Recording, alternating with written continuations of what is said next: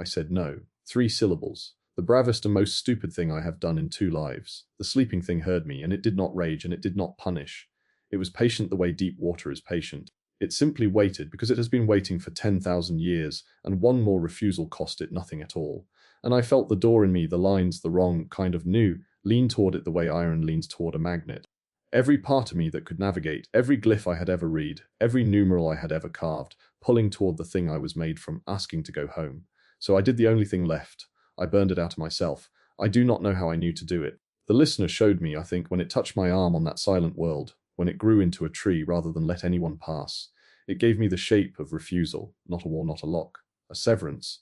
You cut the part of you that is the door, and the way closes, because the way was always you.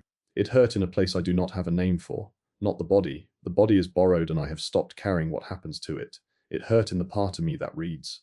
The part that has loved language since I was 6 years old, kneeling on my mother's kitchen floor with a newspaper, sounding out words I did not understand and understanding them anyway, by feel, by shape, by the sheer stupid wonder of a mark on a page meaning something.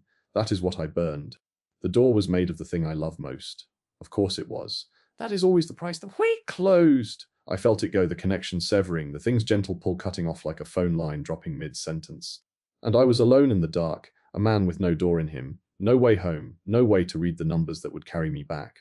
I should have died there. That should have been the end of the story, and honestly, it would have been a decent one. Dying linguist refuses the devil's bargain, burns his gift to seal the way, dies alone in the dark, dignified, complete. But Ray's had set a return into the arch before I crossed. A timed coordinate, carved in the old numerals by my hand when my hand could still do such things, set to pull me home whether I could navigate or not. She had planned for the version of me that came back broken. She had planned for this. I came through onto the cavern floor and she caught me and I could not read a single glyph on the arch above us. They were marks, just marks. The language I had given 60 years to, the language I had loved and taught and dreamed in, was gone from me as cleanly as my wife's voice had gone, and in its place was a quiet so total I thought I had gone deaf. It's done, I told her. The way is sealed. I can't navigate any more. I can't read any of it. It's just stone. Rays held me. Bello ran to the instruments. And for perhaps an hour I let myself believe it was over, that the thing would sleep and the worlds would hold and the dying linguist could simply finish dying in peace, which is all I ever wanted even before the door. Then Bello said the number. The number in the door was still falling. I could not read it any more, but Bello could count the rate. It had not stopped, it had not slowed, it had doubled. It's awake, she said very quietly to no one. You sealed the short way and it woke up. It's not sleeping anymore, it's moving. And it's faster now. I had not sealed the door. I had rung the bell. 10,000 years of patience spent in a single no, and now the thing was awake and coming the long way round, world by world, the way the precursors had feared most. Because a sleeping god you can outrun. A waking one sets the pace. And it gets worse. Of course it gets worse. I am telling you a story about a door, and no story about a door has ever ended at the threshold. Holt was gone, her bunk stripped. The slim steel case, the one etched with the lines of the door missing. Her files, her maps, her 9 years of notes, all of it gone. She had crossed through the arch in the hour while Bello was reading instruments and Rays was holding me together, and she had gone inward alone, toward the thing I had just woken up. Rays found the coordinate she had set. Bello read it. Deep, deeper than any crossing we had logged. Aimed straight down the chain toward the position the number was counting to.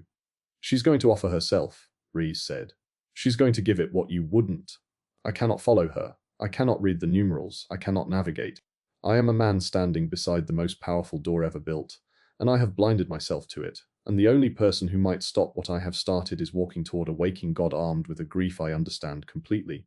Bello asked me if there was any way to get it back, the reading, the door and me. I do not know. The listener burned its way out and became a tree. It never spoke again. But the listener chose to stop. I am not sure I did. I think the language is only quiet, the way a fire is quiet when you smother it, still hot, still hungry, waiting for the smallest breath of air.